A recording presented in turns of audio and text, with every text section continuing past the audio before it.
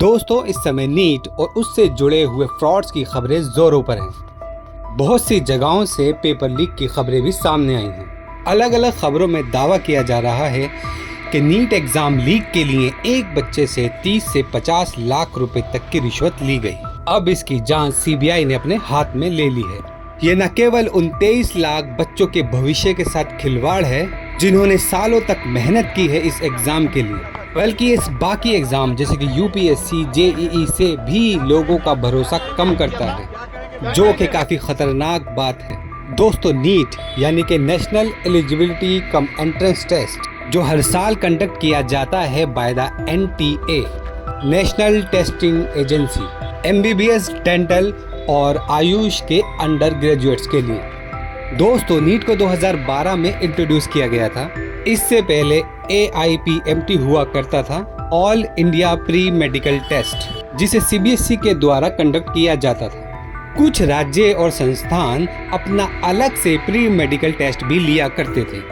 पर क्या आप जानते हैं कि AIPMT को क्यों बंद करना पड़ा? Same reason, paper leak. NEET को 2012 में इम्प्लीमेंट करने का प्रयास किया गया, लेकिन कुछ कानूनी दिक्कतों और कुछ राज्यों के विरोध के कारण इसे रोकना पड़ा। ये राज्य थे तमिलनाडु, कर्नाटक, वेस्ट बंगाल और गुजरात। 2013 में नीट में एक नया मोड़ आया।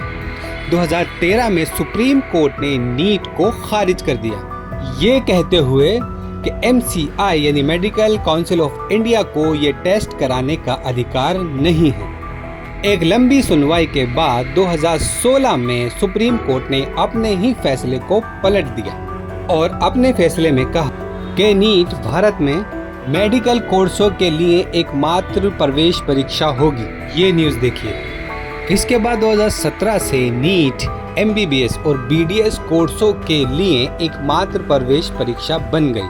AIPMT और अन्य राज्य स्तर की प्रवेश परीक्षाओं को बंद कर दिया गया। पहले 2 साल 2017 और 18 में CBSE ने ये एग्जाम कंडक्ट कराया। इसके बाद इसकी जिम्मेदारी NTA यानी नेशनल टेस्टिंग एजेंसी ने ले ली। तब से अब तक ये परीक्षा NTA ही कंडक्ट कराता आ रहा है।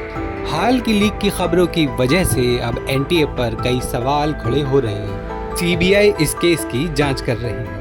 जो खबरें मिल रही हैं उससे पता चल रहा है कि इस रैकेट का नेक्सस कई राज्यों तक फैला हुआ था। इस मामले में कई नाम भी सामने आ रहे हैं, जिसमें चिंटू, प्रभात रंजन, जीव मुखिया, मनीष प्रकाश शामिल हैं। हम आशा करते हैं कि जो भी त्रुटियां होंगी उन्हें सुधारा जाएगा और टेस्टिंग एजेंसीज पर लोगों का भरोसा ऐसे ही बना रहेगा। धन्यवाद। मैं आशु।